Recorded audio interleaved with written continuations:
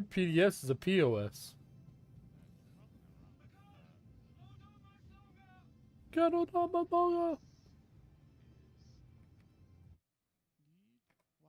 Why is this? Dang it! Why did the Idris scoot farther and farther away? I had hit locked in speed. It is not letting me jump to Hurston. So how long is this fucking self-destruct shit? Is there a cap on money? No. No. It's weird. I've been gaining any from all of those systems. I've been at 4.5 mil for a while now.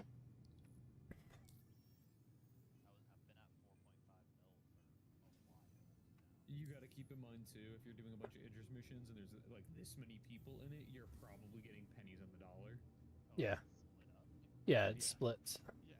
Oh, what? So if it's 100K split among 10 people, you're getting 10K. Basically, it's nothing. That's why, considering I didn't ask any of these other people except for Wow.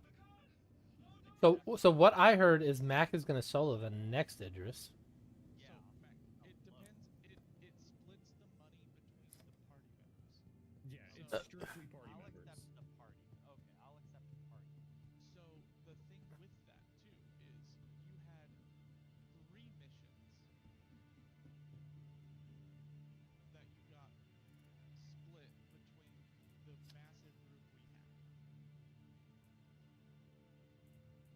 had. So if you had only done it once with that size of group, you would have got it there. Okay. Yeah, it looks like the players finally died. Okay. Yo, Echoes, I've been seeing you play Power World recently. I just so Yeah. Nice. Is it worth it? Is it worth me playing? I mean, I'm playing it with my wife. We like it. So I mean, it's like if you dumb down Pokemon and then added Arc Survival Evolved. Basically, okay. So if you like both of those games, then yes. I've been wanting to do a playthrough. My girl absolutely hates the idea of Power World because she's like, I hate that they took a kid's game and just added guns to it. And I'm like, fair. No, that's not what they did. That's not what they did. So it would be closer to they took Arc Survival Evolved and cartoonified it. Okay. That would be more closer. The fact they resemble Pokemon is nothing. And if you want to say, oh, kids show with guns in it, they're closer to Digimon than they are Pokemon, and Digimon has had guns for 30 years. So, you know, You're giving me ammunition here to be able to convince her. you know, it's like Do a playthrough. like Made me realize how much Nintendo and Game Freak are assholes and have been just expecting everyone to give them money for producing literal shit. yeah. And I told my wife like straight up, until this lawsuit is settled, this household isn't buying anything Nintendo. Yeah, Like they were almost bankrupt 5 years ago, and they're being assholes to a company just because they're being successful and they're kind of a competitor and for the first time in 30 years. Yeah, they're nothing. Yeah, Power World looks astonishing, and then when you look at Nintendo, Fuck, compare Nintendo to Nintendo. Compare Nintendo to Nintendo. The last Pokemon game compared to Breath of the Wild. Not Tears of the Kingdom, Breath of the Wild. So a brand new game to an older game, and Breath of the Wild looks better. To me that they have this platform. Pokemon game looks like Ocarina of fucking Time. Yeah, it's like there's a mountain. It's like, what the fuck is that? It's like just a solid tone brown hill. Like that could be fucking anything. A giant turd, a mountain, a hill. I have no idea what the hell that is. Meanwhile, it's like Legend of Zelda. Yep, that's a mountain. It's got clearly shades. There's patches of green, patches of white, some grays in there, some blacks, some dark browns, some light browns. I get closer and there's more detail. It's crazy to me that we're how many years into fucking Pokemon existing? 25 years of Pokemon, and there's still zero voice acting in any of the fucking games, even though it is. They are giving you the absolute least and expecting you to buy it. Yeah. Be a good little consumer and fucking buy it. I mean, it's like, I will say they did fix some stuff in Scarlet and Violet that were supposed to work in Sword and Shield and just did not fucking work. Like, they prioritized the local play feature, which was supposed to work in Sword and Shield, but was buggy as shit. But if you paid for that Nintendo subscription, you could play online, no problem. but you couldn't play with the person sitting 1 foot next to you. So buy the game and then pay them more money, and then Yeah. Well, that you're technically playing through online to do that, but it's like the local is buggy as shit with desync, where they fixed it where it is like almost nearly flawless in Scarlet and Violet. And like the general Pokemon in the world in Scarlet and Violet, beautiful, much better. Much better than it's like it doesn't feel like one Pokemon spawned and each goes in a circle. It feels more like they're kind of living in the environment. They're doing their own thing, but it's not they're populated much better. But gold. See, my last real. Yeah, I mean those weren't bad. Just say Arceus was a fucking masterpiece. Arceus I've heard was good. Like I've heard Arceus was good, and specifically like that in like that lawsuit Nintendo is raising. Some of the stuff they're pointing at is Arceus, but let's look at Pocket Pair. They had a game prior to Power World called Craftopia, featured all the same mechanics. Guess what? 5 years before Arceus came out. Yeah, doesn't shock me. The only difference is Craftopia didn't take off like Power World did. I have it. I've played it. It's kind of shit, but it was just them training their devs, pretty much. Yeah, it's all patents on game mechanics. Like if it goes through, it will kill. It could potentially kill an entire genre in Japan.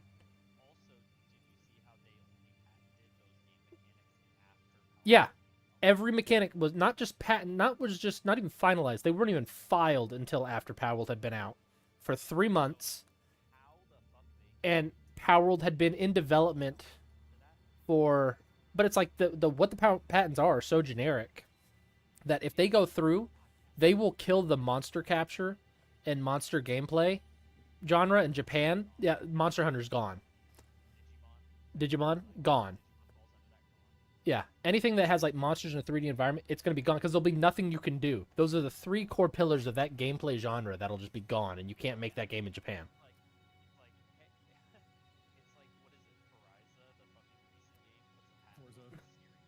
Yeah, it'd be like if you have an input that allows you to turn the front wheels of the car that then affects the vehicle motion. All driving games would be done. Like, and the thing is, the United States they tried to file the patents here, and the United States Patent Office refused them for being too broad and too generic. They still have like 6 months to to appeal and narrow it down. But I mean, they're probably not going to, because if they go any more specific, it doesn't apply to Power World. They're leaving it broad to keep it applying to Power World. And really, what I've seen from it is they only care because Power World has took off, and they just partnered with Sony. And so Power World did, or Pocket Pair did. So they're worried that potentially Pocket Pair, the company that made Power World, they just partnered with Sony. So, potentially Nintendo may be worried that Sony Pictures may be able to put out an anime based in Power World. That would directly compete to Pokemon, like an adult Pokemon cartoon. I would too. I would watch that shit. Yes, Sony's lawyers would be much stronger than Nintendo's lawyers. Yeah, it's what. You gotta keep in mind, Sony did lose a fight to its community. Sorry, yeah, you guys are coming. I mean, they have, but in Japan, like Nintendo's. Here it comes. I'm gonna scoot y'all down for now, so then we can help these other peeps be able to finish their missions. No, you have to hear a Thran. I love you, Mac. Goodbye. But yeah. This shit actually pisses me off on I think legitimately 4 different levels. Yeah, I mean, Nintendo was almost bankrupt 5 years ago. Like, literally, the Switch, when it came out, they weren't even in the green yet when the Switch came out and was selling. Because, it was not selling well. It wasn't until Breath of the Wild came out. If Breath of the Wild had flopped, Nintendo would be gone. Nintendo wouldn't exist today. No, they were... No, they had been fucked for money Like the Wii, like the Wii didn't underperform. The Wii U didn't perform at all. Like it was a Fucking trash pile. yeah, and it was a stillbirth. And like the way they did all of the shit for the Wii U, they trashed their. At innovation. Yeah, it's like they. Yeah, I appreciate the attempt, but it just it. Space, but I appreciate the But- the Wii U was kind of like the placeholder for, I guess, is what we now know as like the Switch. Like, if you Yeah. look at it. It was ahead of its time, but the way they handled it is it basically it killed the Wii market. And the way they handled it was like, no, the Wii is dead. The Wii no support for the Wii. Any game you got for the Wii, you can't fucking port it over to the Wii. You have to buy the Wii U version. And it was just like it was a fucking travesty. And nobody bought the Wii U because it was too close after the Wii. Plus, it's like the motion controls were janky. The screen tended to break because it's like you couldn't separate the controllers. You always had to have the screen, which then breaks games. So it massively. Fucking Switch where they actually perfected that. And they were like, Yeah. no, the whole point is for you to be able to, like, all right, you're mobile platform now, and then all of a sudden, boom, play that shit on a TV and play a family game. Yeah, exactly. And so it's like they figured that out, but the Switch was when it came out was underperforming. Mario Odyssey underperformed. It performed well, but it still underperformed what they thought. It didn't save the company. It bought the company time. They were still hemorrhaging money. The game that actually saved them and brought them back into the black was Legend of Zelda Breath of the Wild. If that game had flopped, they would have already filed for bankruptcy like 3 or 4 years ago. They would be done. They wouldn't be Nintendo anymore. And then I think Breath of the Wild kind of funded the rest of, like, Yeah, the the ability to produce Switches and, like, everything else that the Switch got its popularity Yeah. off of. Like, Yeah, the Breath of the Wild Switch to- specifically to play Breath of the Wild. exactly. Breath of the Wild it further pushed more sales of Switches, the game itself. Like, I'm not gonna lie, I bought a Switch not for Breath of the Wild, but for me it was Pokemon Sword and Shield. Yeah. When I Me- saw that game, I was like, I want it. I wanted Breath of the Wild and Super Smash Bros. Ultimate.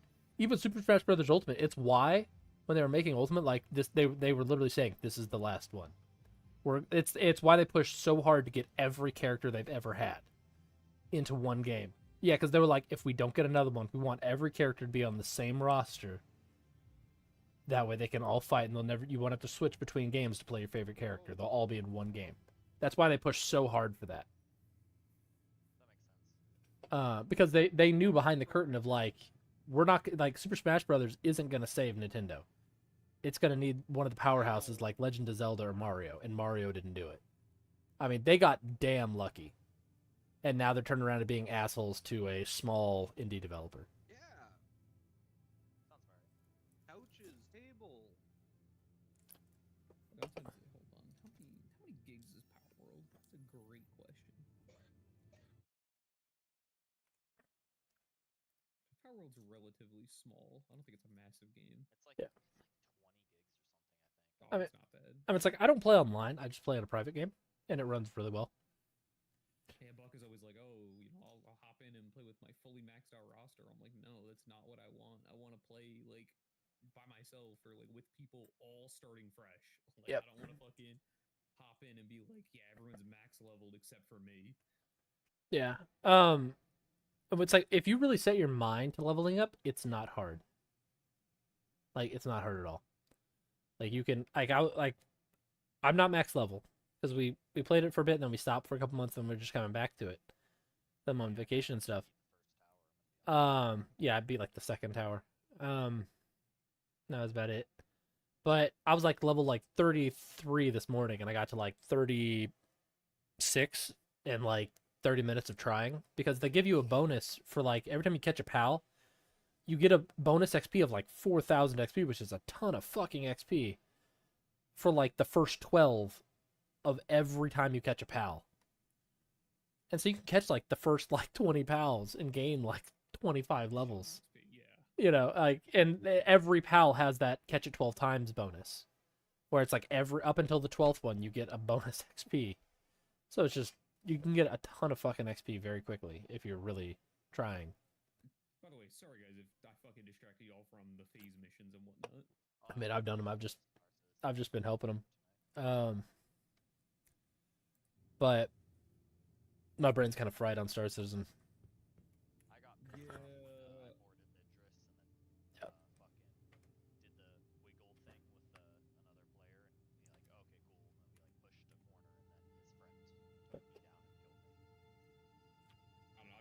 not fried on Star Citizen, but like the fucking phase missions aren't like the one thing bringing me back, you know? Like, having more content. It brings me back to play them, and when I finish them, I'm like, okay, I'm done.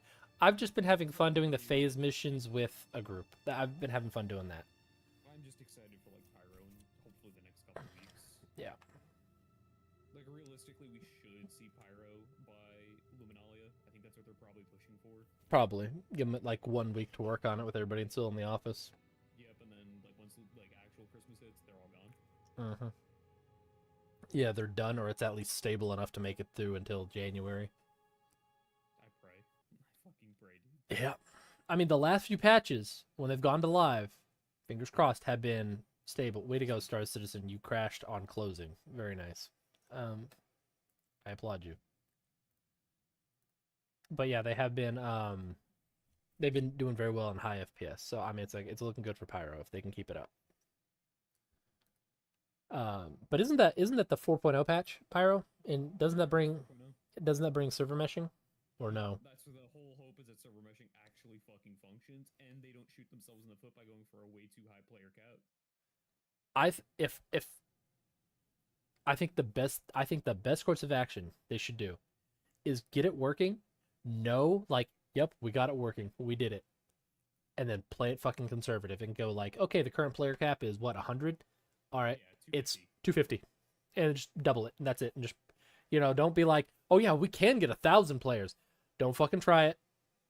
Play conservative. Go 250. Come, let it slow burn. yeah, come back in January and play it like you're fucking heroes and be like, hey, by the way, look what we did.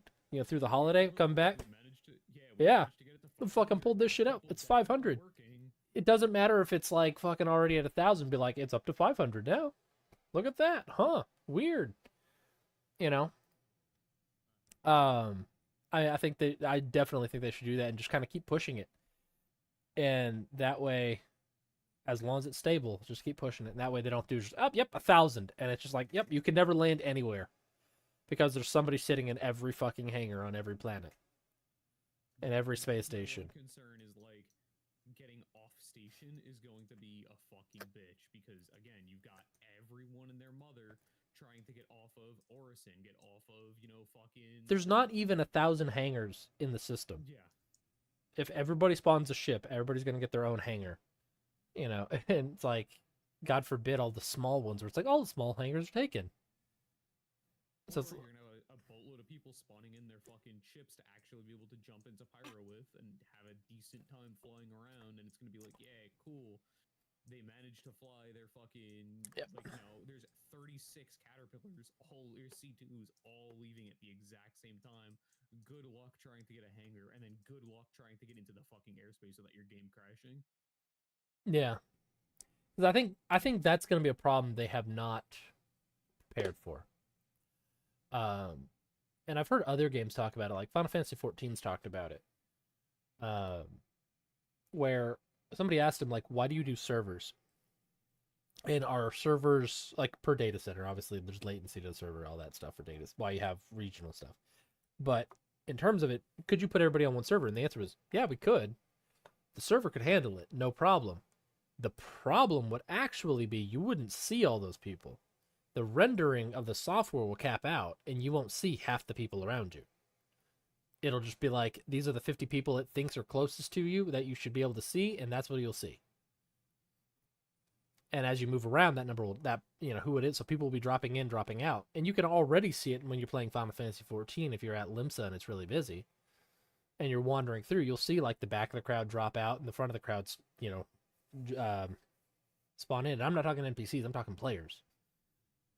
And it does pretty good, but they're like, yeah, that would be the actual thing of you would not be able to see everyone around you like you can now for the most part when you're out in like instanced areas. Like they would have no need for instance. The game could handle it, but the rendering can't. And I think Star Citizen, I think that's going to be the next big challenge for them. I know they've put a lot of work into like viz areas and level of detail stuff. Sorry, got the hiccups. But I think once they increase that player cap to like 1,000, I think that's where we'll start to see the next bottleneck. Is big bottleneck right now is the inability to adjust graphics for players.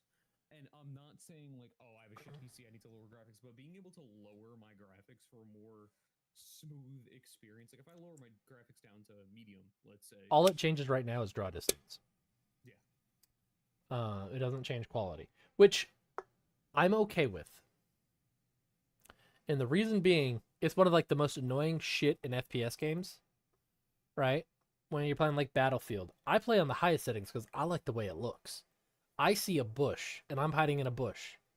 Mr. Sweaty, Mr. Neckbeard sweats a lot over there, who is playing it nonstop, is playing on low graphics, even though his computer could play it on high graphics or ultra graphics and see the bush, but he plays on low because that bush doesn't render. Yeah, so Or that bush doesn't render. and stuff like that. I'm just saying, like, for people with lower end PCs and trying to load in like 450 players that are in the surrounding area, or 270 players in the surrounding area, or whatever it might be, like 70 players on fucking Orison all at the same time, and 70 player ships on Orison all at the same time on all moving objects. Well, Orison itself is obviously fucking moving, the planet's moving, the system is moving, etc., etc. That person's not going to have an enjoyable play experience compared to someone who is on like an Austin PC, as I'll call it. Yeah, I get what you're saying. Like, it's like it's a fine line of what graphics. At the end of the day, what graphics are truly optional and don't affect the game experience. Like, I personally, It'd be like right now, ground clutter or physicalized ground clutter. yeah. You can get rid of that. Like, I don't need to see leaves blowing in the wind on Orison. Clear that particle shit up. I don't need to see it.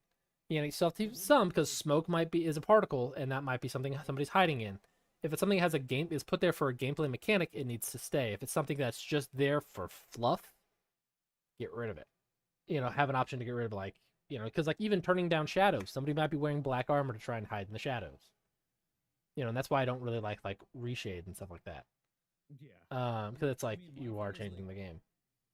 But my thing is, like, for me at least, sometimes the thing that irritates me, and I know it's more server side than my PC side, because I have a fairly well-built PC and everything, but, like, I'll load into a game, and I'm on Orison, and I'm getting, like, 25 FPS, and it's like, dude, fucking really? Like, I'm playing a game that looks gorgeous. It is not hurting my GPU. It's it's pushing my CPU, but it's not anything I haven't done to it before. But, like, I'm getting 20 FPS on a planet where like all I'm trying to do is get to my hangar, and then the second I hit deep space, oh my god, I have 80 FPS all of a sudden. Like, yeah. No, I mean they need to figure out some of those optimizations. What can they get rid of to optimize as an optional? yeah.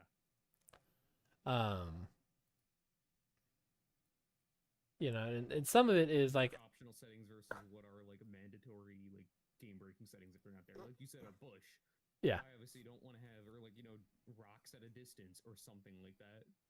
Yeah, it's like rocks at a distance. I might be hiding behind it. Great, you might not be able to shoot me because there's a rock there, but you can still see I'm there, which means my cover doesn't work. In a bomber that hey, there's a dude over there at that rock that's east of the fucking compound. Exactly. So it's like there's certain gameplay element, and that's where I think like Battlefield in recent years has fallen down. Playing on lower graphics, they try, and a lot of games try it, but it's kind of, especially when you do the first-person shooter realistic style games, like you kind of eventually have to bite the bullet and just go, "This is our graphics settings. Computer doesn't meet it. That's your problem. Yeah, don't play." Yeah. You come up to our settings, we don't come down to your hardware, which absolutely sucks and sounds very elitist. But since the beginning, Star Citizen has been that we are not going to make a game, and they have said it. They literally said this: we're not going to make a game for the lowest common denominator computer. We're not going to do that. We're making a game for. League of Legends is for. I hate to break it. League of Legends can run on a one-core PC. It's meant for Yeah. literally anyone to be able to play. If Yeah, you play this Star Citizen, go play League. this isn't Doom. The original Doom, like where you can play it on a fucking calculator, like. Don't forget, you can actually play it on a pregnancy test. Someone did it. Yeah, I mean, it's that kind of crazy stuff of like they have set from the beginning of we're making a space first person game